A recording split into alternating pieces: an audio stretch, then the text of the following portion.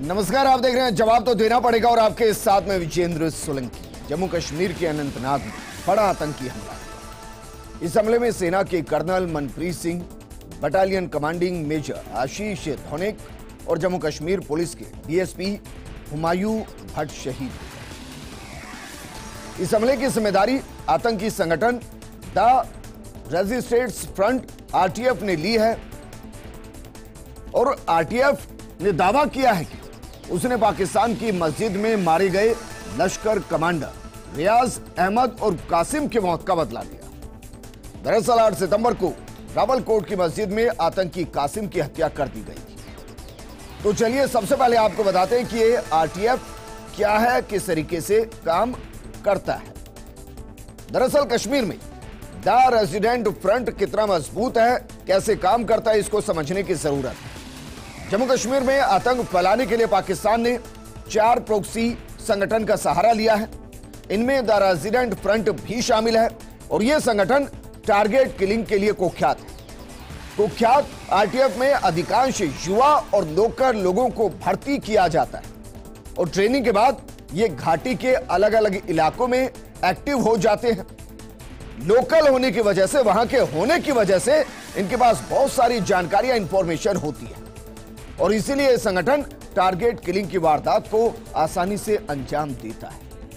2 साल में पुलिस और सुरक्षा बलों की कार्रवाई में इनके कई कमांडर मारे जा चुके हैं, लेकिन सवाल यह है कि हमारे कितने जवान शहीद हुए हैं। सवाल यह भी है कि क्या सच में देश में, जम्मू कश्मीर में आतंकी हमले कम हुए हैं या फिर ज्यादा हो रहे हैं। क्या धारा 370 हटने के बाद भी घाटी के हालात नहीं बदले? आज बात इसी मुद्दे पर की। ऑपरेशन ऑल आउट चले लंबा दौर हो गया है, लेकिन आतंक का ऑल आउट कब होगा?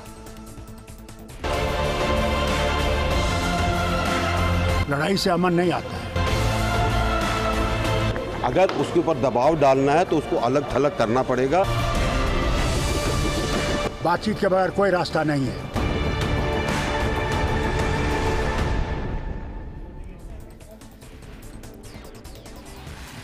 अब जरा सोचिए, जिन स्थानियों की सुरक्षा के लिए हमारी सेना वहां मौजूद है, अगर उन स्थानियों में से कुछ आतंकी गठबंधन का हिस्सा बन जाए, संगठन का हिस्सा बन जाए और वो खुद अपनी ही सुरक्षा में मौजूद सैनिकों पर हमला करने लगे तो फिर क्या होगा? कश्मीर में यही हो, क्योंकि कश्मीर में द रेजिडेंट फ्रंट जिस तरीके से काम कर रहा है उसके पीछे के कई बड़े कारण हैं और वो कारण क्या है उसको समझने के लिए हमारे साथ इस मुद्दे पर बात करने के लिए स्टूडियो में मौजूद हैं कांग्रेस नेता राजकुमार शर्मा जी, बीजेपी नेता कर्नल देवानंद जी, हमारे साथ मौजूद हैं रक्षा विशेषज्ञ कर्नल अनुपम जेटली जी। इनसे बातचीत करें, लेकिन उससे पहले आपको बताते हैं ग्राफिक्स के जरिए कि घाटी में कैसे काम करता है आरटीएफ। यह समझना बेहद जरूरी है क्योंकि लश्कर तैयबा और हिजबुल मुजाहिदीन ने 2019 में आरटीएफ का गठन किया था और इसकी टैगलाइन को रखा गया था विजय तक प्रतिरोध। पहली बार पाकिस्तान घोषित किसी आतंकी संगठन का नाम अंग्रेजी में रखा गया था और इसके पीछे आईएसआई की रणनीति पाकिस्तान को एफएटीएफ से सुरक्षा प्रदान कराना था। शुरुआत में इस संगठन में उन्हीं लोगों को तवज्जो दी गई जिनका नाम पुलिस के रिकॉर्ड में नहीं है। पहला, लोकल वहां का; दूसरा, जिसका कोई क्रिमिनल रिकॉर्ड नहीं है। संगठन का कोई भी मुख्य सरगना शुरू में नहीं था। जोन वाइज इनके कमांडर नियुक्त किए गए। संगठन में शामिल आतंकी पाकिस्तान से मिली लिस्ट के हिसाब से वारदात को अंजाम देते। संगठन की फंडिंग पहले पाकिस्तान से सीधे होती थी, लेकिन 2022 में इसका स्वरूप भी बदल दिया गया। पाकिस्तान में रह रहे स्थानीय आतंकियों ने जम्मू कश्मीर में अपनी पैतृक संपत्ति बेचना शुरू कर दिया और संपत्ति बेचने से जो पैसे मिलते उसे आतंकियों को दे दिया जाता ताकि अभियान प्रभावित ना हो। तो सवाल यह है कि जिनको बचाने के लिए हमारी सेना अपने परिवार से दूर जम्मू कश्मीर के अंदर है, अगर वही सेना के सीने में गोली दागेंगे तो फिर रोका कैसे जाएगा? कर्नल देवानंद जी, पहला सवाल आपसे सर। बहुत दर्द होता है सर जब इस तरीके के डिबेट करते हैं कि हमारे सैनिक शहीद हो गए हैं आतंकियों की गोली का शिकार हो गए हैं। क्या इन 10 सालों में हम ऑपरेशन ऑल आउट को चलाते चलाते कश्मीर से आतंक को ऑल आउट नहीं कर पा रहे? जी, सबसे पहले तो मैं इस दुखद हादसे पर अपना दुख प्रकट करना चाहूँगा और ये बड़े खेद की बात है कि हमने हमारे वीर रणबांकुरे खोए हैं। उसके साथ साथ उनके परिवार वालों से भी आग्रह करूँगा, विनती करूँगा कि वो अपनी हिम्मत बटोरें, क्योंकि ये बहुत बड़ी उनकी क्षति है। जहाँ तक आपने सवाल पूछा कि ऑपरेशन ऑल आउट, मेरा ये मानना है कि देखिए, ये उग्रवाद एक कोई नई लड़ाई नहीं है। भारत इससे कई वर्षों से, 30 वर्षों से ज़्यादा जूझ रहा है और जिस प्रकार के कारण किस तरह ये आगे बढ़ा, यकीनन पिछले कुछ वर्षों में इसमें कमी आई है। ऑपरेशन ऑल आउट के कारण इसमें हमारे सैनिकों को सफलता मिली है। हाँ, जरूर है कि अब रणनीति बदल दी है उग्रवादियों ने, आईएसआई ने, देश के दुश्मनों ने, और देश के वो दुश्मन जो देश के अंदर रह करके भी देश के खिलाफ काम करते हैं, सबकी रणनीति बदल चुकी है। ये जो हादसा हुआ है कल, आप सब गवाह हैं इस बात के कि ये हमारे एक राष्ट्रीय राइफल यूनिट के ऑपरेशन चल रहा था और उस ऑपरेशन के ब्रेक के बाद जब वापस खबर मिली तो जो ये हमला जो जिस प्रकार से हमारा नुकसान किया है उग्रवादियों ने, वो बहुत एक बदली हुई रणनीति के तहत किया है। और उग्रवाद के दौर में इस तरह की गलतियां उग्रवादी जब प्रेशर में आते करते रहते हैं जी। लेकिन हमें हमारे इस चीज का ऊपर, मैं मानता हूं सैनिक होने के नाते, हमें हमारी रणनीति में ध्यान रखना पड़ेगा और दबाव इससे भी कहीं ज्यादा बनाना पड़ेगा। पर एक बात है कर्नल देवानंद जी, एक सपना जो तो लोग दिखाया गया था, एक सपना दिखाया था कि कश्मीर एक बार फिर से जन्नत होगी, जिसमें सब सुरक्षित होंगे, जिसमें कश्मीरी पंडित वापस पहुंच जाएंगे और सैनिकों के ऊपर कोई गोली चलेगी नहीं। दुखद यह है सर कि कश्मीरी पंडित वहां पहुंचे नहीं हैं। किस तरीके से उनको टारगेट किलिंग की जाती है वो पूरा देश देखता है, और हमारे सैनिक किस तरीके से वहां शहीद हो रहे हैं ये भी देश देख रहा है। सर, मैं ये बता सकता हूं कि देखिए, जो कश्मीर बदल रहा है, कश्मीर में सुरक्षा की स्थिति बढ़ी है, मैं ये आपको लिख के दे सकता हूं बदल रहा है कि बिल्कुल बदला है। सोचिए जरा कि अभी तक तो पाकिस्तान से आते थे, आज अब हमारे खिलाफ खड़े हो रहे हैं। जी, मैं वही जवाब दे दूं। देखिए, सुरक्षा में बहुत सुधार हुआ है, नागरिकों में बदलाव आया है, विभिन्न प्रकार की गतिविधियां सामान्य की ओर बढ़ रही हैं। पर देखिए, जिस प्रकार से अभी जिस जो हमारे देश की स्थिति बन रही है, अनुपम जेटली जी, सर वाकई में आपको लग रहा है स्थिति सामान्य बन रही है? मेरे लिए दुखद यह है सर कि अभी तक तो बॉर्डर पार से आतंकी आते थे, उनके सीने में जब गोली लगती थी ना तो कोई दर्द नहीं होता था। अब समस्या यह है कि जो गोली चला रहे हैं वो भी अपने हैं और जिन पर चला रहे हैं वो भी अपने हैं। लोकल को वहां हथियार दिए जा रहे हैं और यह एक बड़ी समस्या है सर, क्योंकि वहां से संवेदनाएं और अलग चलेंगी और हमारे सैनिक शहीद हो रहे हैं।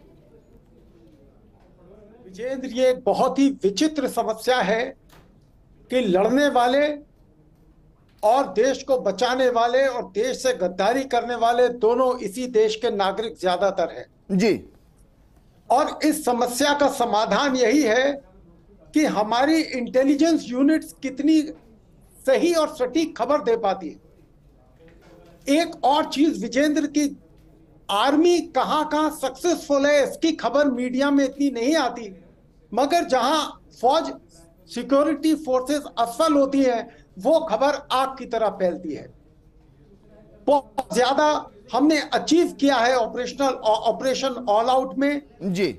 और अगर आप देखें तो पिछले तकरीबन, अगर आप देखें कि 125 हादसे हुए हैं पिछले 6 अगस्त 2019 जब से 370 हटाया गया है, 4 साल 1 महीने हो गए। 440 टेररिस्ट मारे गए हैं और कुल 227 सिक्योरिटी फोर्सेस और तकरीबन 60 के करीब सिविलियंस की जान गई है, जो कि पिछले सालों के अनुपात में कम है। फिर भी अनुपम जेटली जी, मैं आपको रोक ही देता हूं सर, कोई बात नहीं, मैं इस आंकड़े को बड़ा कर देता हूं। मैं 30 सालों का आंकड़ा दिखाता हूं, अटल सरकार से लेकर मनमोहन सरकार से लेकर मोदी सरकार तक। चलिए जरा ग्राफिक्स के जरिए अपने दर्शकों को दिखाते हैं कि अटल सरकार के दौरान क्या कुछ आंकड़ा था और वहां से आगे कैसे बढ़ा। देखिए, अटल सरकार के दौरान 18,106 आतंकी घटनाएं हुई 1999 से 2003 के बीच में। हमारे 2,058 जवान शहीद हुए, जबकि 9,186 आतंकी मारे गए हैं 1999 से लेकर 2003 के बीच में। डॉक्टर मनमोहन सिंह की सरकार के दौर में क्या हुआ, जरा यह भी देखिए। डॉक्टर मनमोहन सिंह की सरकार 2004 से 2013 के बीच में रही।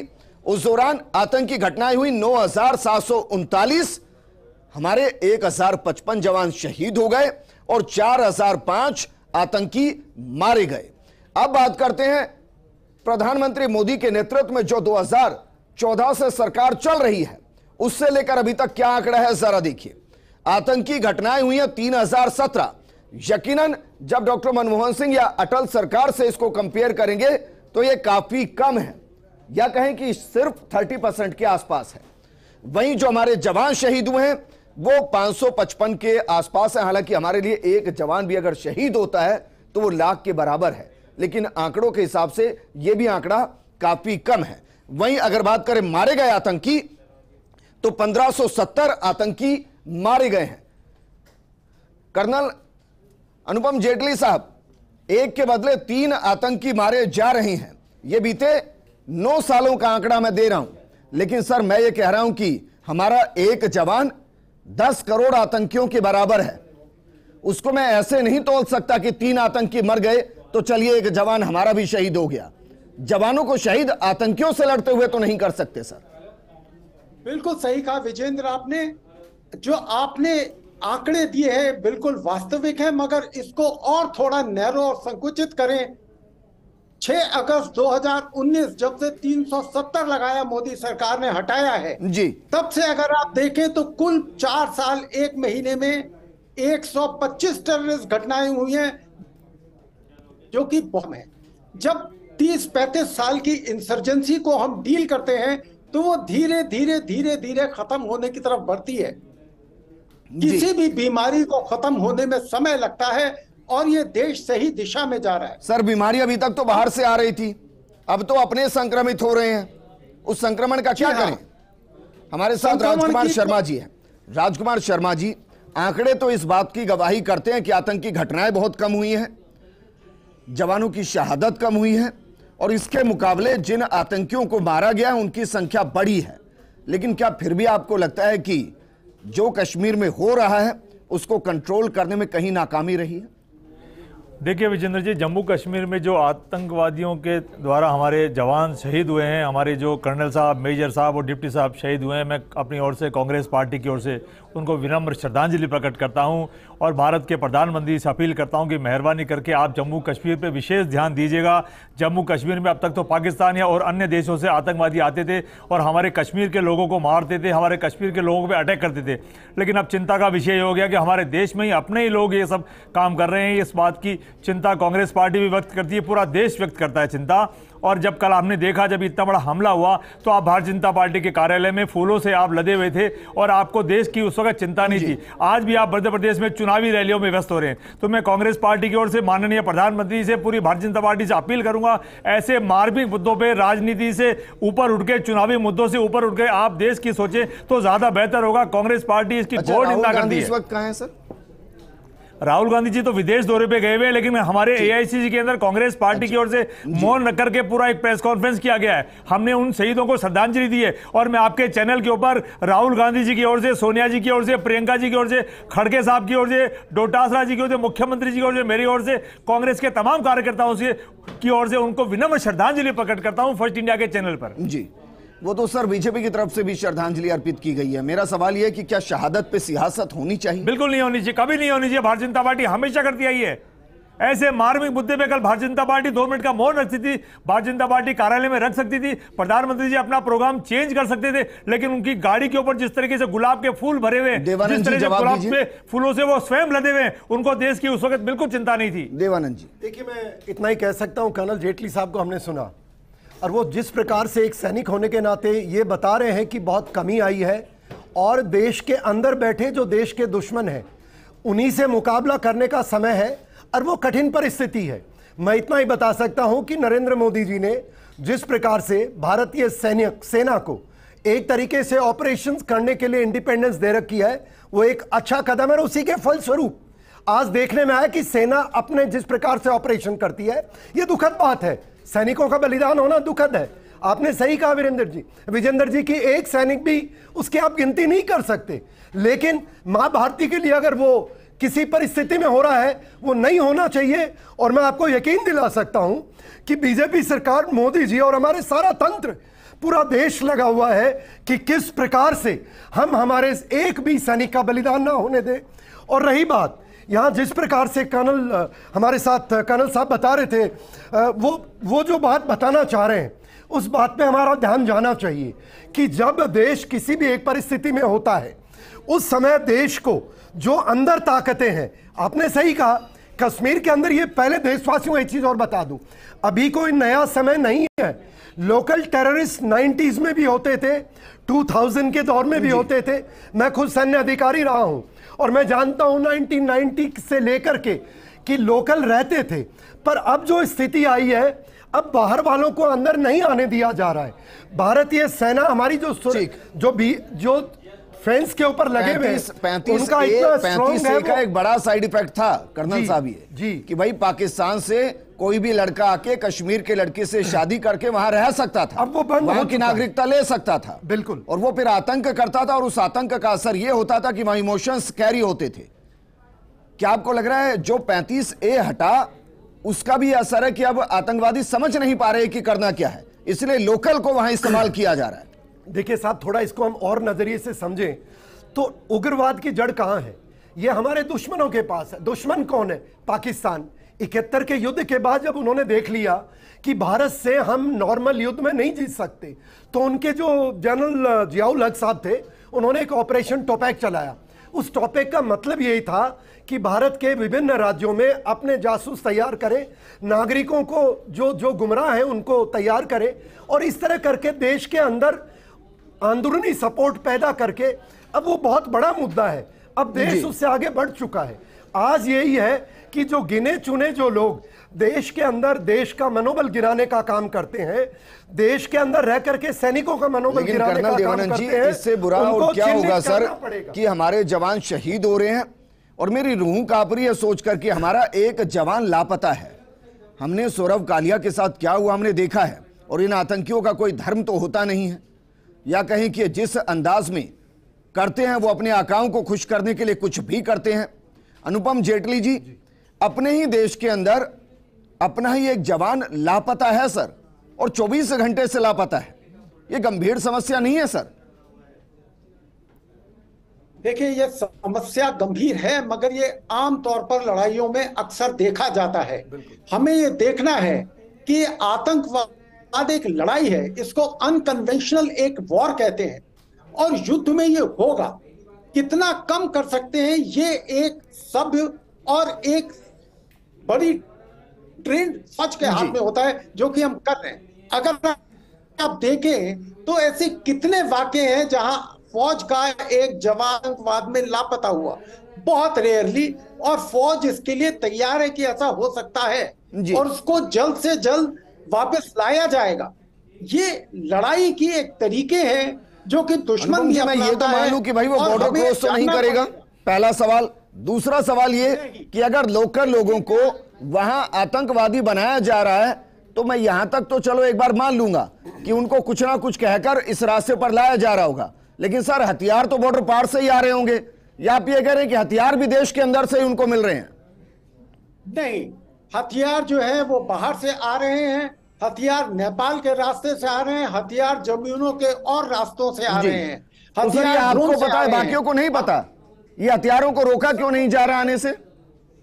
सबको पता है, मगर हजारों किलोमीटर लंबी जो लाइन ऑफ कंट्रोल है, उस पर आप चप्पे चप्पे पर 24 घंटे निगरानी रखने के बावजूद भी पहाड़ियों में वैलियां, दर्रे और बहते हुए नदी नाले इतने हैं कि उनके साथ 10 में से अगर एक भी घुसपैठ सफल हो गई तो कुछ हथियार, कुछ असले इनके पास पहुंचेंगे जी। हम कितने 90, 95, 96 कितने प्रतिशत घुसपैठ को रोक पाते हैं, वो हमारे काबिले तारीफ है। और धीरे धीरे आप देख रहे हैं ये सिस्टम पाकिस्तान का खत्म होता जा रहा है। एक तो पाकिस्तान खुद बहुत राजकुमार शर्मा जी, क्योंकि मैं सुबह से बयान सुन रहा हूं उन नेताओं के जो कश्मीर में एक अलग तरीके की सियासत करते हैं, वह भी ये राग अलाप रहे हैं कि भाई पाकिस्तान के साथ बातचीत होनी चाहिए, पाकिस्तान ये स्वीकार नहीं कर रहा कि 370 हटा दी जाए।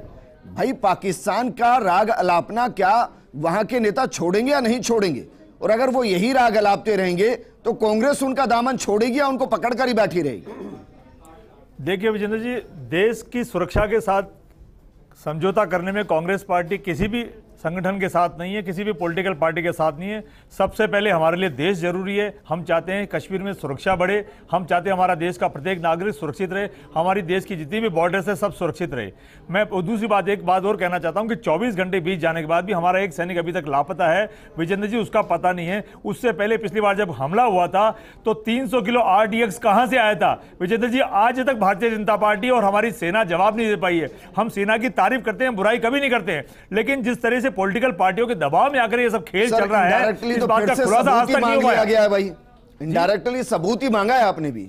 तो 300 किलो RDX कहां है विजेंद्र जी? तो पता है कहां से आ गया था वहां पे जो इतना बड़ा हमला हो गया था? देखिए, मैं एक सैनिक होने के नाते 300 किलो मैं सैनिक होने के नाते मेरे से पहले हमारे सीनियर कर्नल जेटली साहब ने बहुत क्लियर तरीके से बताया, मैं उनसे सहमत हूं। मैं इतना भी देश को बता सकता हूं कि मैं एक उस पैदल सेना का मैं कमांडर था जहां पर ये इस तरह की हमारी युद्ध किया करते थे। बड़ी दुखद बात है कि एक सैनिक अभी लापता है, पर जेटली साहब ने खुद ने, हमारे जो सीनियर हैं उन्होंने खुद ने बताया है कि युद्ध की स्थिति में बहुत परिस्थितियां होती हैं। इस समय एक ही बात है, जैसे मैंने कहा कि मोदी जी द्वारा या भारत की सरकार द्वारा सेना के ऑपरेशंस में इंटरनल में न पहले दखल कोई दे सकता था न कोई आज दे सकता है। और अभी तो मोदी जी की सरकार है जो कहती है सेना अपना काम करे, हमें जो मदद चाहिए बताओ। तो मैं ये मानता हूं भारतीय जो सैनिक कमांडर है, आप सोचिए उनके जो CO हैं उनका उसमें बलिदान हो चुका है, और उसके बाद एक मेजर साहब है उनका बलिदान हो चुका है। तो ये जो सेना की अंदरूनी टेक्टिकल नॉलेज है, इसके ऊपर डिबेट करना वो आपका अधिकार हो सकता है, पर सेना के काम में मैं ये मानता हूं उनके सेना के प्रवक्ता को आने दो, वो इस पे जवाब देंगे तो बेहतर होगा। मैं एज ए बीजेपी यही कह सकता हूं। मैंने अपने एक सैनिक के सम्मान के लिए डिबेट की है जी, क्योंकि देश कभी यह बर्दाश्त नहीं कर सकता कि किसी सैनिक का इस तरीके से बलिदान हो, और इसकी काफी हद तक जिम्मेदारी नेताओं की बनती है, सियासतदानों की बनती है, पार्टियों की बनती है कि अपने जवानों को सुरक्षित रखे। शुक्रिया हमारे साथ जुड़ने के लिए राजकुमार जी, आपका भी शुक्रिया। अनुपम जेटली जी, आपका भी शुक्रिया। इस प्रोग्राम में फिलहाल इतना ही।